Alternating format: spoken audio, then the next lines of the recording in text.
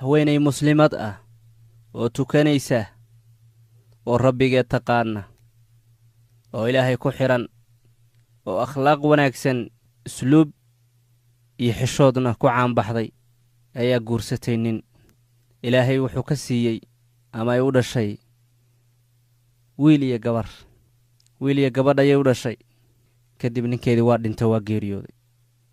asay bay qaaday wiil iyo gabar agoonana waa haysataa laakiin waxay tahay mid rabbigeed ku xiran oo taqaana waxa loo abuurtay iyo waxay adduunkan u joogto cibaado wanaagsan iyo khayr bay ku caanbaxday ilaahayna wuxuu ugu gargaaray inay ka soo jeedo qoys xaaladoodu iska dhexdhexaad tahay xoolo ku filan oo ay ku noolaadaan ayay haysteen wuxuu ninkii uga dhintay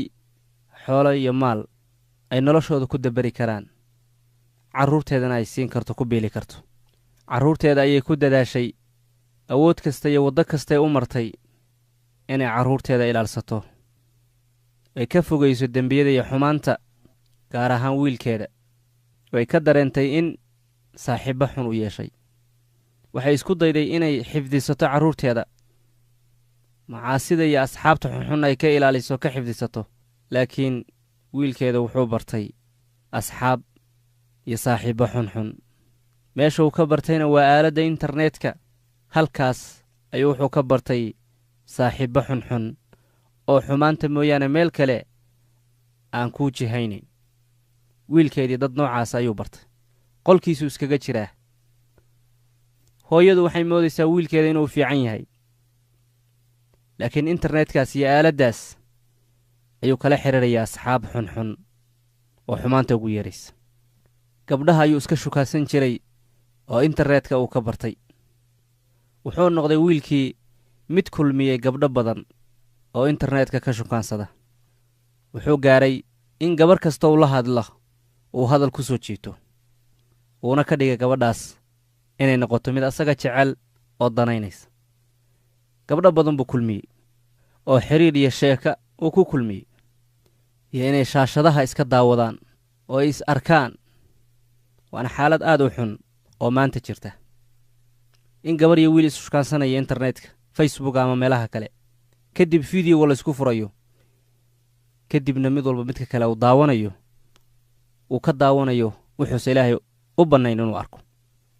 laga yaaba xaaladdu intay halkaas ii dhaafto xubnihii taranka laystusayo ama wiilka uu leeyahay gabar yahay haddaad jeceshahay anigana waan ku jeclahay isqaawi dharka iska bixi jirkaada saan u arko itus xabadkaada itus naasahaada itus timahaada oo wax xaqiiqo ah oo nolosheenna ka jira dhallinyaro badan ay isticmaalayaan raalliga ahaada waxaan xikaayonayo waa wax xaqiiqo ah oo jira laakiin rag badan in la qariyo way rabaan leanna xumaantay samaynayaan bay is og yihiin runta markii laga hadlo wiilkaa wuxuu u sameeyey waxyaalahaas habeen hameennada ka mid ah hooyadiis baa soo toostay si ay salaadda subax u tukato mase waxayba aragtay wiilkeedii oo la sheekaysanaya gabdho kala sheekaysanaya fiidiyaal ay iska soo qaadeen ama ay isku fureen isagoo daawanaya gabdhihii oo qaaqaawan midba mid ooga baxayo oo halkaas ay iskaga adeegsanayaan alfaadday rabaan iyo ficilkay rabaan hooyadii waa yaabta wiilkeeda waxayse ka filayn bay ku dul aragtay isagoo ku sugan codka intay kor u qaadday waa hooye oo magaciisa ugu yeertay bay hal arrin weydiisa hal su'aal bay weydiisa waxay ka dalabtay arrin wiilkuu la yaabay oo u qariibsaday waxay ku tidhi hooye soo bax waxaadna gashaa qolka gabadha walaashaa ay ku jirto orodgal kadibna waxaa gabdhahan aad ku samaynaysid walaashaa orod ku soo samee oro walaashaa soo isticmaal walaashaa u tag ayadaa dharka ka soo bixi cirdigeeda iyo sharafteedana orod soo dhaawac ayada u tag orod qolka u gal qolkana soo xirta wiilkii waa yaabay wuxuu yidhi waa maxay waxaad ku hadlaysad hooyo aad asagoo u wareeray ayuu wuxuu ku yidhi hooyoy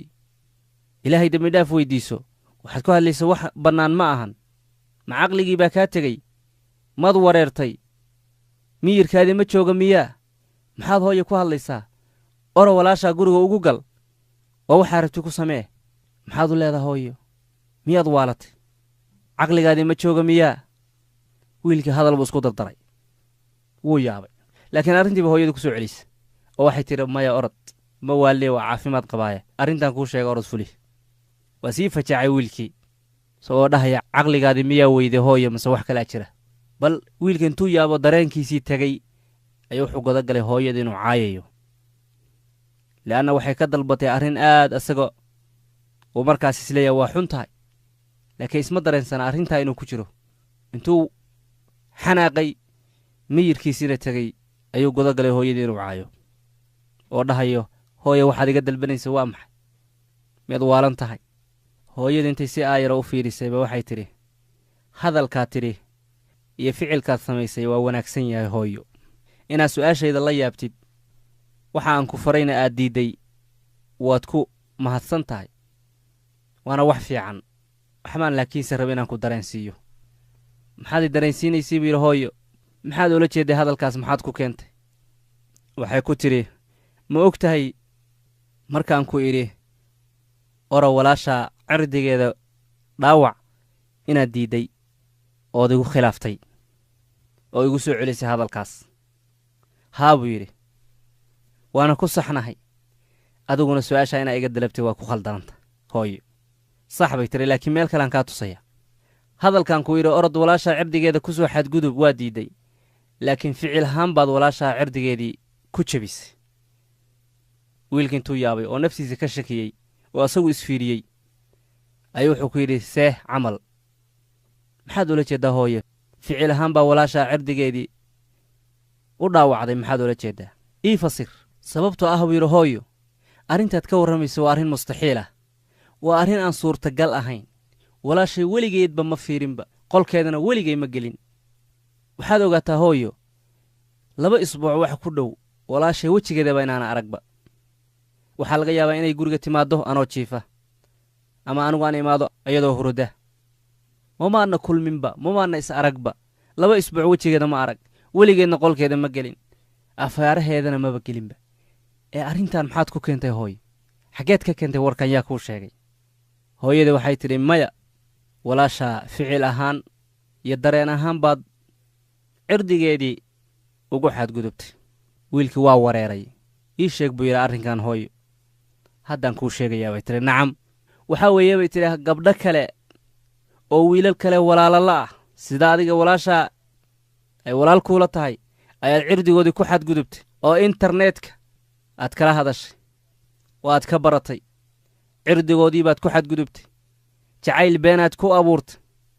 dharkoodii baad ka dhigtay cawradoodii baad daawanaysaa adoo iska dhigay inaad jeceshahay hammi baad gelisay waad ku ciyaartay waa gabar waa walaashaayoo kale maxay uga duwan tahay marka adoo walaashaadii dhabta ahayd ee hooyada dhashay waxaa ku samaynaysid maxay uga duwan tahay macnaheedu marka waxa weeye gabadhaan aad beenta u sheegaysid jacaylka beenta aad u sheegaysid guurka beenta aad u sheegaysid iska farafaraynaysid iskala baashaalaysid xaqiiqdaan ka hadlaynaa raalliga ahaada bal laga yaabaa bikaaradeedii inaad jibisado u galmootid xaaraan samaysid ilaahay naga wada badbaadiye timaheedii inaad qabatid timaheedii inaad aragtid laabteedii inaad aragtid naasaheedii inaad aragtid caloosheeda aragtid halka aad ka daawanaysid waa gabar waa walaashaayoo kale ka soo qaad walaashaa sida haddii lagu sameeyo maxaad dareemaysaa soo ma dhibsanaysid soo kulama xuma haah dee ragga kale iyo dadka kale walaalahoodna waxaa ku samayn markaad gabar xumaan la damacdid soo xasuusa walaashaa ka soo qaada inay tahay walaashaa oo kale oo sidaa lagu samaynayo wayna kaa go'an tahay walaashaa baa waxaa lagu samayn doonaa nin walba oo gabar been u sheega cirdigeeda ku xadgudba walaashiis baa laga jari nin walba oo xaas nin kale qaba xumaan ku sameeya xaaskiisay ka go'an tahay waa lagu samayn doonaa aljazaa'u min jinsi alcamal baa layidhi saad u dhaqantid baa lagula dhaqmin waxaad samaysid baa lagaa gudi intabih marka hooyadan wanaagsan wiilka waxay dareensiinaysaa gabdhahan uu xumaanta ku samaynayo oo beenta u sheegayo inay la mid yihiin walaashiisa qolka ku dheggan hurudda ee aadka u jecel yahay ee hooyadii iyo aabbihii ay dhaleen inay kuwan iyo tan isla mid yihiin bay dareensiinaysaa hooyadu hadalkan markay u sheegtay hooyada wiilka wuuba qoslayba oo wuxuu yidhi haah hooye gabar kale arrintaana ku sameeyo waa dhab waa jirtaa waaba igu aragtayba laakiin walaashay weligeed ma taaban ee waad ii wareerisay hooyo orod iga tag naftaydii baabad iga shaki gelisaybe kaanama wiilku inuu isa saxan yahaad moodaaba ilaa waxaa maantanoo ka hadlaysa hooyo waa waxa noocaana anna reality wax run aan u qaatay buuyidhi marka iga tag bii hooyo waad ii wareerisay waad ii waashay hooyada intay ilma soo dhaaftay ayaa waxay tidhi ma waada ogayn wiilkaygiyow walaashaa inay ku dhacday jacayl ay u qaaday wiil kale oo adiga kula mid ah muddo hore laga soo bilaabo walaashaabay tidhi sida adigaad gabdhaha jacaylka beentaad ugu abuuraysa xumaantana aad ugu samaynaysid soo ma ogid bay tidhi muddo dhow in walaashaa sidaasoo kale ayadana wiil jacayl ugu abuuray adiga kula mid ah ka dibna meel uu ku ballansaday ka dibna qolkiisii iyo gurigiisa uu la aaday ka dibna uu xoogay ama u galmooday oo bikaaradeedii sharafteedu ku ciyaaray soo ma ogid bay tidhi arrintaa inay dhacday ma waada ogayn bay tidhi wiilkaygiyow gabadha walaashaaya inaa haddaysa ahayn gabar oo bikaaradeedii si xaq darro ah mid adiga kula mid ah jacaylka kuwaan aad ku abuuraysan intuu ku abuuray walaashaa uu bikaaradeedii ku baabi'iyey gabarnimadeedii soo ma ogid wiilkaygiyow waxaana macquula bay tidhi in walaashaa maanta uur ay leedahay aniguse ma ogi waxaa arrintaa ka dambeeya oo sabab u ah inaa adigu tahay soo ma ogid wiilkaygiyow li'annaka waxaad ishilmaansiisay wiilkaygiyow gabadha walaashaaya inaad xaaladdeeda la socotid waa iska mashquulisay waxaad ku mashquulshay gabdho kale taleefonkaada iyo internet baad ku mashquulshay walaashaa waa ka mashquulshay xaaladdeeda inaad la socotid adigaana sabab u ah walaashaa in gabarnimadeedii si xaqdarro ah lagu jabiyey macquulna ay noqon karto maanta inay uur leedahay oo ay caawa la jiifto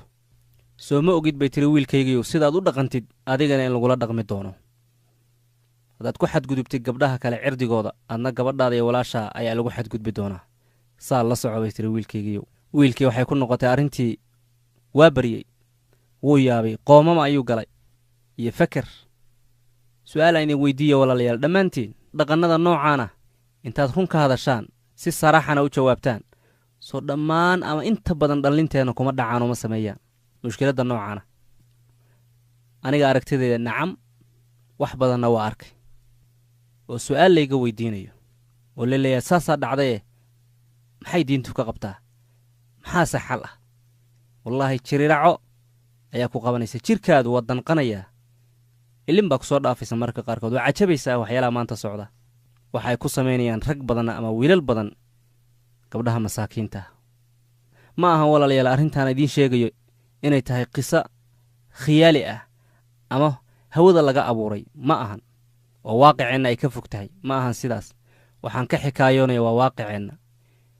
waa xiriirka ka dhexeeya dhallinyaro badan waa waxaa lagu samaynaya gabdho badan maanta waa gabarnimadeedii ku weyday arrin uu sababay walaalkeed si khaladana ku dhacday waxaasna waa arrin xaaraam ah rasuulkeenna iyo sharciguna naga reebay ee ka digtoonaada dhallinyaroy iskana ilaaliya arrimaha noocaas ilaahay waxaan weyddiisanaynaa dhammaan dhallinyarta inuu xumaanta noocaasa ka ilaaliyo sharafta gabdhaheennana uu ilaaliyo kuwa ku xadgudbaya inu ilaahay ka difaacana ilaahay baan u baryaynaa ilaahay dhammaanteenna ceebteenna ha asturo u sii gudbe una sheergaree si ay u arkaan dhallinyaro badan oo khaflad ku jirta xaqiiqada nolosheenna maanta siday tahay si ay u baraarugaan oogana haraan ficilada noocaana ka qayb qaado khayrka faafintiisa walaalkay muslimkaayo